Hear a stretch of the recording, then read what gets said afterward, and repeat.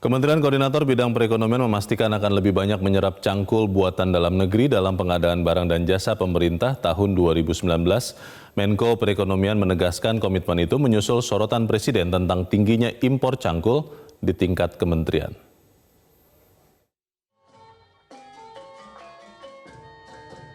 Dalam rapat koordinasi nasional pengadaan barang dan jasa pemerintah tahun 2019, Presiden Joko Widodo menyinggung tentang tingginya volume impor cangkul kementerian di dalam negeri yang dapat mencapai puluhan hingga ratusan ribu unit. Menurut Presiden Jokowi, pengadaan barang seperti cangkul ini seharusnya bisa dilakukan oleh sektor UMKM domestik.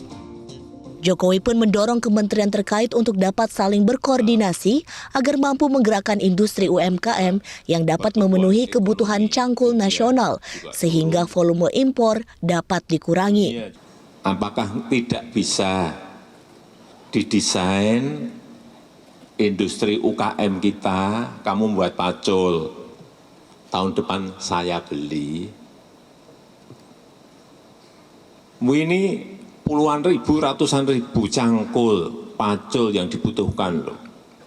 Masih impor.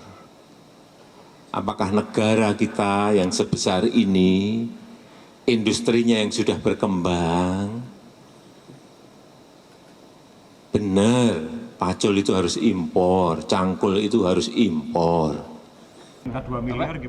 Menanggapi hal ini, Menko Bidang Perekonomian Erlangga Hartarto menyebut sektor industri di dalam negeri sebenarnya telah mampu memproduksi cangkul untuk kebutuhan nasional. Namun permasalahan impor cangkul ini dipengaruhi oleh rendahnya penyerapan produk dalam negeri oleh kementerian dan sektor industri.